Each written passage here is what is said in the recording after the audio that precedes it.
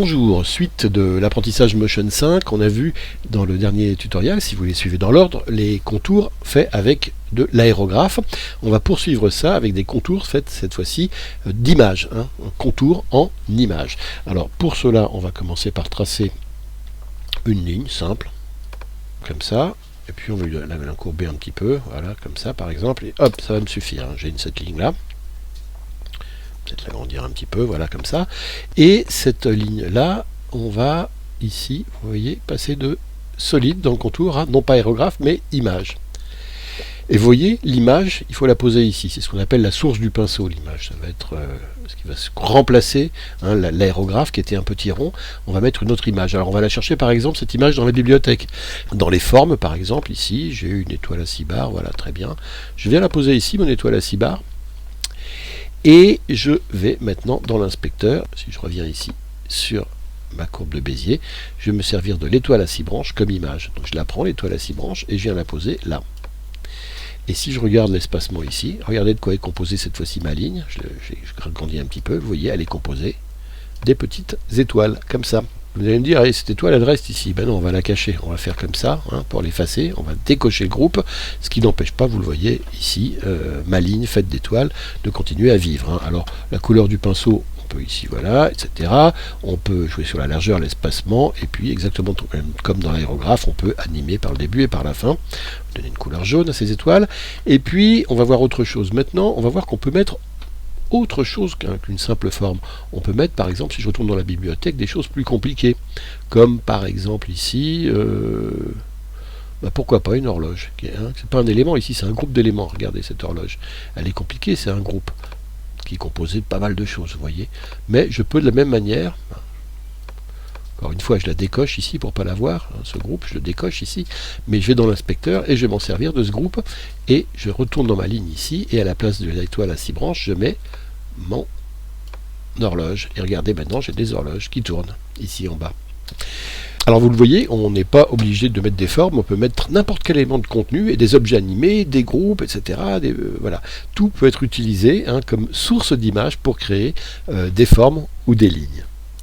On peut aussi appliquer des comportements. Par exemple, je peux faire tourner. Alors chaque élément là, c'est pas très intéressant avec mon groupe de mes horloges, mais si je reviens ici sur ma ligne, ici, je prends mon étoile à 6 branches et je viens la mettre à la place. Voilà, je retourne à mes étoiles au lieu d'avoir mes horloges. Mais cette fois-ci, je sélectionne l'étoile et je vais lui appliquer un comportement. Je vais la faire tourner, l'étoile, par exemple. Je vais dans animation standard, rotation, voilà, dans le HUD, je prends ici, hop, et je fais tourner de plusieurs tours. Et vous voyez, mon étoile, si je la sélectionne, elle va se mettre à tourner. Et regardez, je fais aussi tourner les étoiles de la ligne. J'ai appliqué le comportement non seulement à l'étoile, mais aussi aux petites étoiles qui composent la ligne. Alors je recache ici mon étoile, c'est pas la peine qu'on la voit. On s'en fout un petit peu d'elle, en fait, ce qui nous intéresse c'est plutôt la ligne. Et vous voyez ici une ligne, alors ça peut être sympa si par exemple, regardez dans l'inspecteur de forme ici, si par exemple ici je joue sur l'espacement, regardez en plus avec regardez ce que ça fait en tournant, ça crée des formes pas possibles, voilà. Il faut s'amuser sur la largeur également. Et vous voyez qu'on c'est assez ouvert ce qu'on peut faire avec ça. Et vous allez voir qu'il y a encore plus de choses qu'on peut faire, parce que là on n'a utilisé qu'un seul, hein, des onglets, l'onglet style dans forme. Mais regardez à côté ce qu'il y a dans trait. Et bien dans trait, il y a pas mal de choses pour jouer encore une fois avec la ligne. On va commencer par l'opacité sur le trait qui est ici. Alors si je décoche le triangle, j'ouvre un petit éditeur de dégradés, un petit comme on avait vu avec les dégradés. Et ce mini éditeur de dégradés va me permettre, par exemple ici, si je clique, j'ouvre ici et je mets un noir, c'est-à-dire je clique sur le tag qui est là et je descends l'opacité, et regardez, j'ai un noir cette fois-ci qui est vers la fin de ma ligne. On peut jouer ici avec l'opacité tout au long de la ligne, être transparent vers la fin. Par exemple, ça aurait pu être au milieu également, on peut mettre un tag ici et dire vers la fin on est blanc. Donc je reviens ici, mais vers le milieu, ici, je descends mon opacité, et vous voyez, j'ai un trou au milieu, plus ou moins large. Encore ici, ça se règle avec les petits triangles là, comme ça. Voilà de ma forme. Moi je vais plutôt le mettre au bout ici, et je vais enlever celui-là. Voilà, je préfère que ce soit noir, ou plutôt transparent, hein, vers la fin. En cliquant maintenant sur, on va aller voir les paramètres suivants, espacement, alors ça veut dire quoi si j'écarte, espacement sur trait. Voilà. Donc vous vous souvenez qu'on avait l'espacement qui était réglable ici, mais l'espacement, une fois qu'on l'avait réglé ici, il était réglé pour l'ensemble de la ligne. Et bien là, on va pouvoir mettre des points clés avec un mini éditeur, vous voyez, qui va s'ouvrir ici. Si je coche ici, espacement, je vais pouvoir mettre des points clés, ça c'est la représentation de la ligne, tout au long de la ligne pour faire varier l'espacement. C'est-à-dire que je peux avoir un espacement qui est au début très fort, qui ici, vous voyez, très serré, et vers la fin, par contre, il peut être beaucoup plus ouvert comme ça. Et je peux même mettre des points clés en cliquant en milieu, et ici, vous voyez, en jouant sur le point intermédiaire, je peux m'amuser à faire des courbes un petit peu comme je veux, c'est-à-dire soit, voilà, peut-être plutôt comme ça. Et l'opacité, je vais la revoir, je vais plutôt faire l'inverse, c'est-à-dire mettre du blanc sur la fin et du noir au début. Hop, donc du transparent au début, voilà, pour avoir cet effet-là. Je reviens maintenant sur mon espacement, et cette fois-ci, je vais jouer sur mes points clés, de manière à avoir quelque chose de bien... Voilà, un peu plus... comme ça, et plus profond vers la fin. Voilà cet effet, vous voyez ici, de fuzzy que j'ai fait en mettant peu d'espacement au début et beaucoup plus vers la fin.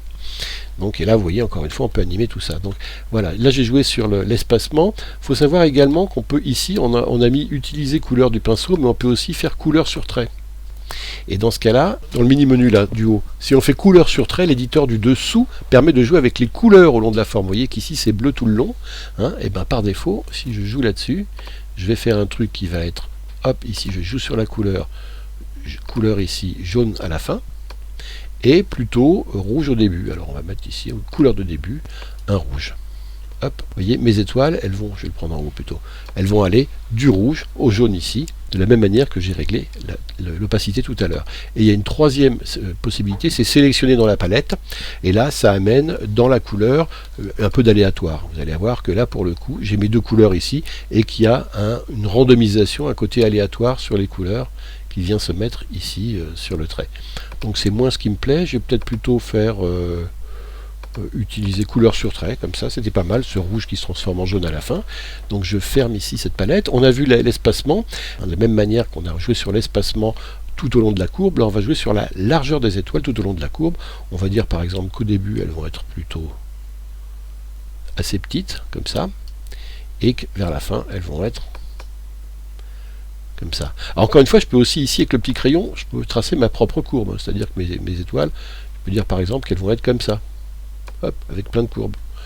Donc, ici c'est un petit peu pas vraiment ce que je voulais faire, donc je vais faire pomme Z. Vous voyez, j'ai besoin d'une courbe simplement assez linéaire, hein. Je peux peut-être mettre un point clé au milieu pour faire un côté un peu exponentiel, et puis ici venir le régler, voilà, pour que ce soit moins linéaire, un peu plus en courbe, comme ça, la taille, hein, vous voyez les tailles qui deviennent grosses à la fin. Alors je peux aussi jouer généralement comme ça sur l'ensemble, hein, ou sur la longueur du trait, ici, vous voyez. Donc tout est ajustable. Après, il faut vraiment s'amuser à jouer avec chacun des paramètres pour comprendre comment ça marche. L'angle du pinceau, bon, ça c'est un petit peu l'angle de l'étoile au début, comme elle tourne, hein, comme on les fait tourner en plus. Pour le moment, ça nous est un petit peu égal. Enfin, il y a un dernier paramètre, c'est le scintillement. Regardez ici, c'est le scintillement, c'est l'éloignement par rapport, hein, vous voyez, à la courbe normal. Donc là c'est très éloigné, là c'est moins éloigné, etc. Et tout ça se règle également, alors soit en jouant sur les paramètres X, Y manuellement, hein, et en mettant des points clés, soit en le paramétrant, encore une fois, avec des points clés ici, en l'ajustant, etc. Soit ici en bas, en lui donnant une valeur aléatoire. Je vais fermer ici mon inspecteur de couleur pour bien comprendre. Voilà, j'en mets un tout petit peu, un peu de décalage comme ça, et j'ai pas besoin de mettre sur trait ici, et je peux aussi donner une valeur aléatoire, c'est-à-dire si ça me plaît pas, le scintillement que j'ai mis, si je l'en mets beaucoup comme ça. Si cette forme-là ne me plaît pas exactement, je peux faire ça jusqu'à ce que ça me plaise. Là j'en ai un petit peu trop de toute manière, donc je vais en enlever un petit peu, je vais mettre que ça pour en avoir. Et tout ça peut s'animer. Si je rejoue ici dans style sur l'espacement maximum, vous voyez, on peut avoir des formes assez jolies, en jouant sur la largeur également. Et à quoi on peut jouer avec, hein, et tout ça en décalage, c'est-à-dire que je peux faire des animations comme ça. Je pourrais très bien faire une animation qui fait une traînée, ou alors sur la fin comme ça, vous voyez, une animation qui fasse par exemple comme ça, un trait comme ça. Une dernière chose à voir, c'est ce paramètre ici avancé. Mais avant ça, avant d'aller à l'avancée, on va, pour s'apercevoir de ce qu'il fait, réinitialiser tout ce qu'il y a ici dans l'onglet trait. Donc je viens ici et je réinitialise en cliquant sur les flèches tous les paramètres que j'ai changés comme ça, le scintillement, etc. Donc là j'ai ma courbe de départ, et vous allez voir ce qu'on fait dans avancer, on crée une dynamique, c'est-à-dire, regardez la dynamique, c'est ça. Alors ça veut dire que c'est par rapport au début, ma courbe elle est comme ça au début, et foum, elle s'explose comme ça, hein, comme si c'était un émetteur de particules, avec plus ou moins de longévité, plus ou moins tous ces paramètres se règlent. Je reviens d'abord sur style. Au départ, elle va être par exemple largeur comme ça, mais l'espacement un peu moins, qu'on voit bien les étoiles, voilà, qui se détachent à peu près. On est comme ça au départ, on va aller sur le truc avancé, on revient à 0 ici sur la timeline, la mini timeline, on fait dynamique et regardez tout de suite, pouf, ça part. Et tout ça se règle. Alors, ça se règle comment? Il faut aller dans afficher ici, et il faut, par exemple, si on n'a pas de vitesse, ça ne bouge pas. Hein, mais voilà, dès qu'on met un peu de vitesse, un tout petit peu, vous allez voir, paf, ça part. Regardez. Là, ça part pas beaucoup, pas très vite, parce que j'en ai pas mis beaucoup. Mais si j'augmente la vitesse, vous allez voir que le décalage va tout de suite être très spectaculaire. Paf, regardez, là, pour le coup, à grosse vitesse, les étoiles, elles partent relativement vite. Et si j'en mets encore un peu plus, parce que là, je suis quand même pas très loin, elles partent tout de suite très loin. Paf. Voilà, on vient de faire le tour de tout ce qu'on peut faire avec le contour image. Merci et à bientôt.